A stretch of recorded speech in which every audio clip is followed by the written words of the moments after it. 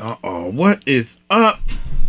What is up, YouTube? Comeback veteran demands Zelensky face justice over Trump assassination plot. Man, golly. Benny Johnson. Good gracious. Hey, I'm learning the politics side and everything, so let's have fun while we learn. Hit the subscribe button, hit the bell. Hey, let's check this bad boy. Yeah.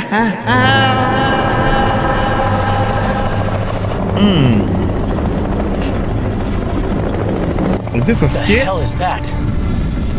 The hell? Listen, we need backup. We've got company. Swap. Whoa, they're spicy today. The heck? Oh, this is a move. Can we stop for some burgers? I'm getting hungry. The hell? We can still hold a rally today, right? I didn't sign up for this. I didn't sign up for this. The Benny Show. Who is Benny? Special guest. Lieutenant Colonel, thank you so much for being on the program. I deeply appreciate your joining us today because these are complicated issues and I don't portend to know exactly what's going on here with Ryan Routh seeking Ukrainian weapons. I know that Tucker's talked extensively about it, and I know a lot of people that I respect from a military perspective has said that the Ukrainians are selling our weapons and that they're doing so in order to try and reset some of the global order, and that they've been used in assassination attempts before. I didn't know that they were used or tried to be used in an assassination attempt on Donald Trump. It came as a shock to me this morning. The floor is yours. How prevalent is this? Well, that's one of the biggest questions that we've had for years, is that the United States government has given so many weapons and so much ammunition to Ukraine with no tracking system. We have no idea where these things have been going. This has been reported since the first year of the war. This is not anything recent. And yet we continue to shovel this stuff in there without any kind of guardrails or assurances that it's only going for the purpose that we say. So naturally, it's going to show up in all other kinds of places because Ukraine, before the war started, was the most corrupt country, genuinely, point blank, in all of Europe. And of course, when you throw in billions of dollars with no kind of constraints, it's only going to feed it and grow it on steroids, which is exactly what happened. So it is a shock to me that this happened, but it's not a surprise that it happened, because if you have a crazy person like this Roth fellow, there is no shortage of people willing to sell anything to anyone for some money. So it's not surprising that he tried to get it. But this just really is just another evidence of the incompetence of what the U.S. government had done, especially prior to Trump entering the picture, which worked against American national interest and never gave Ukraine a chance to win. So this is something that I think a lot of Americans are going to want to know. Who was responsible for this connection to the Ukrainian military? Is this something that happens with regularity? Are the weapons that we send to Ukraine being sold on the black market to assist in extrajudicial killings of the enemies of the state of Ukraine? Have you heard anything about that? Do you know anything about that practice?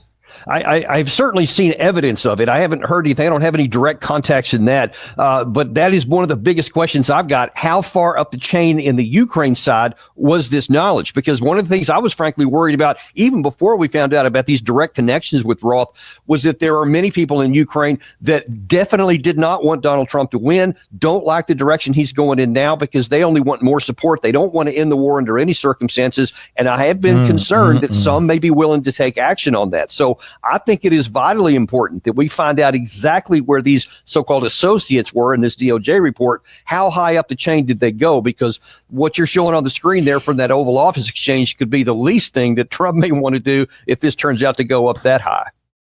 So when an American shipment of weapons goes to the battlefield, how would that process work to get an RPG or a Stinger missile back into the United States? Would it have to be smuggled through the cartels and then come into the United States, obviously illegally, and then get into the hands of a potential assassin? How would this process work?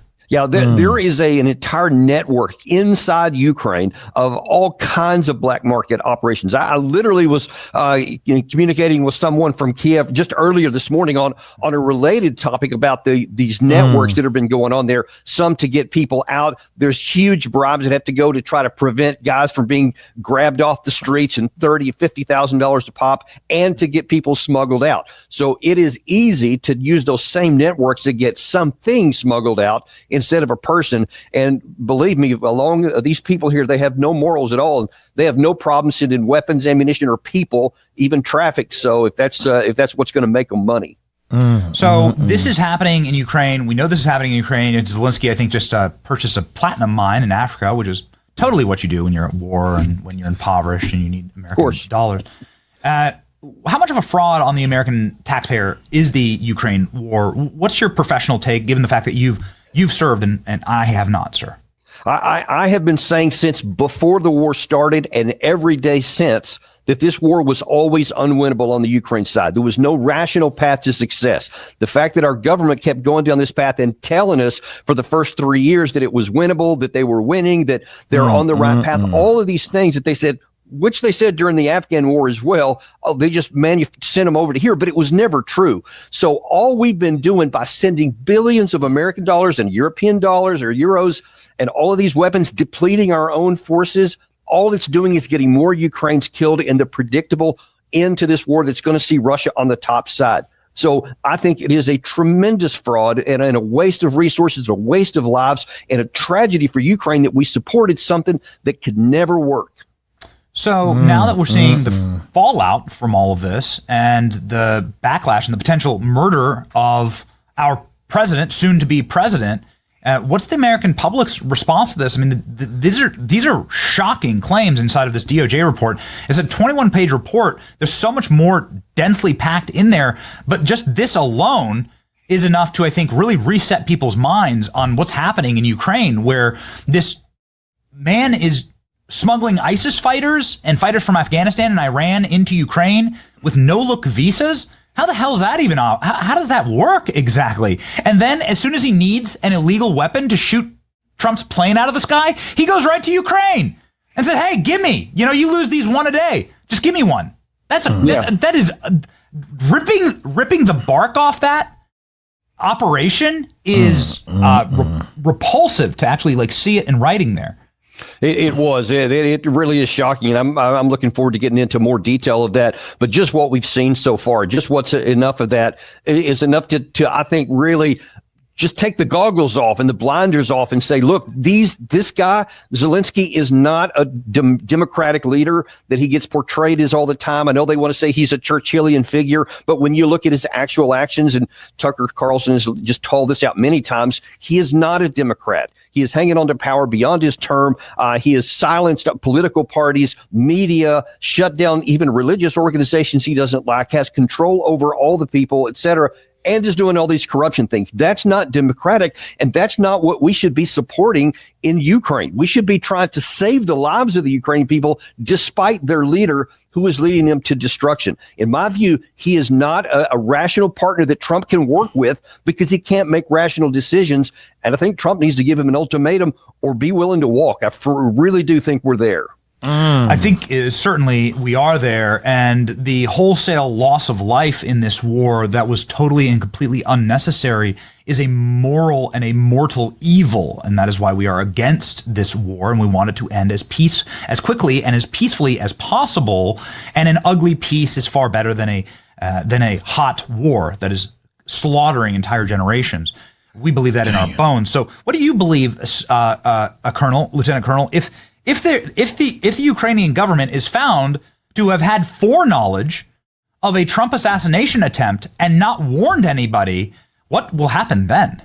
Well, I think that we have to take some very strong concerted efforts, and I think that we need to insist that Zelensky step down and face whatever justice that his government requires. But I think we should insist upon it if that's proven. If it went all the way up to him and he had knowledge, you can't just turn a blind eye to this one. You can't just hit somebody on the wrist. I think this takes concerted effort, and we need to be taking action that's pretty harsh in that. I mean, anything less, I think, is going to be, encouraging other people to go down the same path.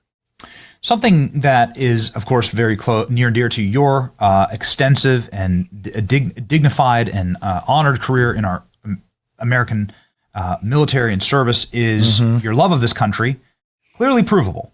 You want this country to be protected, and you want our borders to be secure, and you want us to be protected against enemies, foreign and domestic. The operation here, according to these documents, constantly used the cartels and the open border in order to facilitate human smuggling, in order to facilitate his escape route, in order to facilitate the weapons smuggling. It was all going to go through our southern border. That was left open. Now you're looking at it like, was this on purpose, actually? Like, was this the purpose of the open border? From a military perspective, how vulnerable were we given the cartel operations on the border and the inability to secure? I certainly can't say whether it was intentional or whether just incompetence. I don't know. But the net is the same, is that there was, by the border being wide open, there was always the possibility that almost anyone could come in. I mean, obviously, the problem with cartel or crime, people who want to come in and do crime to the country, that's always been a problem. But as a national security aspect, I often worry about the potential for some of our possible potential adversaries bringing people in to get them embedded into the U.S. countryside for the potential to act as sleeper cells someday. I know that sounds conspiratorial, but I mean, I'm just looking at it from a practical perspective. If you thought you were going to someday might go to war against the United States, it's rational and logical that you want to put somebody in to maybe cause damage inside the United States, since obviously it's so hard to get at from the oceans. And once a war is broken out, then people will be looking. But if you get somebody in there early, then they can become part of the fabric and no one would even notice them. So that is something that I have always worried about. And I'm grateful that we're finally doing something to close that off. But we've got some problems that are probably already in there. So that's certainly something that has been verified, that we have members on the terrorist watch list that have come into this country and that they are obviously not here for cultural enrichment, let's just call it. Tell me about these weapons, the RPGs and the Stinger missiles. Could those weapons have brought down President Trump's jet? Oh yeah, without question, in my view, especially if you get yourself set up either just as the jet takes off or as it's coming in. If you're able to get in our country, it's not that hard to find some of these places. It's not like they're blocked off. If you have knowledge about where the plane's going to be, these things can be very effective at knocking them down. I mean, we saw that they are very effective against fighter jets and other combat aircraft that are in the zone right now. And if you get one of those, especially at short range, I'm sure that there's countermeasures on board Air Force One. I don't know all the details, but I can only imagine there is. But at that short range, when it's just about to land or just after it takes off, there may not be time for those countermeasures to work. So it is a real risk. A real risk, certainly, if you have a Trump Force One that isn't Air Force One. The idea was to kill Trump before he had the full military package and to go after his plane, which, to my knowledge, doesn't have the type of sophisticated anti-aircraft capacity that an Air Force One would have. You have to just assume that. Yes? Right. Yeah, that's a fair statement. So you would be able to take that plane out even easier with a weapon like this. Have you ever seen weapons like? Have you seen these deployed in the field of battle? Do you have any experience with these style weapons? I have not. No, I was from the Armored Force M1 tank groups or whatever, so I had access to that stuff. I personally never saw one of those, but certainly know very well their capability. Okay, so it would have been a relatively easy shot if you were staking out the Palm Beach International Airport, which. It's actually amazing, Lieutenant Colonel. We landed there the other day, and we landed right next to the president's plane. Shoot, I don't even know how to hold the daggone thing. I thought the long end is with it looked like you hold it this way. It looked like you put your eye on it. Man, I wouldn't even know how to hold it. I'll mess around and the bullet go this way. I can't. Man, I ain't know which way you hold that thing. I'm looking at it. That's crazy. If you were staking out the Palm Beach International Airport, which it's actually amazing, Lieutenant Colonel. We landed there the other day, and we landed right next to the president's plane. You can see it there. and the entire plane had a barricade of dump trucks around it, which I thought was quite remarkable. So there's a physical wall and barricade, like a massive metal trucks surrounding the plane, probably because they knew this, actually. Probably because they knew this. Frankly, I've been surprised. I'm gratefully surprised that nothing like this has even been attempted so far, or that some of these new drones, these attack drones, which are now ubiquitous all over the place. I worry about those things coming into play as well, but I'm grateful that it hadn't happened so far. Yeah, no kidding. That's got to be the reason for the indoor inauguration, but I'll let smarter people with more access to classified information opine on that. I just want to thank you very much for being on the program and for giving us these insights because, well, these are scary times, and there were multiple assassination attempts on the president's life, and I think we should take this kind of stuff seriously. Absolutely. And, you know, and maybe stop funding the people. Maybe stop funding the people that are part of it. Like, that'd be a good start. Yeah. Okay. All right. Everybody, Daniel Davis is here on X. Okay. You should follow him. Also, he has a great YouTube channel that you should check out that dives very, very deep. It's called Deep Dive right there. And I see one of those Chinese drones right up there in your right up there in your profile, sir. Yes, it is. So yeah, sending a message, and we just want to say thank you for being on the program. Appreciate it. Thank you very much. God. The Benny Show, man. I'm learning a little bit by little bit. Hey, I need some more information. We got to do more Benny's videos. Man, why are you funding people that and then you turn your back when they hurt us? I don't understand that. I'm trying to learn this stuff, man. I don't understand it. Look here, I'm burnt out, man. I'm going to go ahead. Y'all take it light, take it slow. Tell them Uncle Mike told you so. Peace out.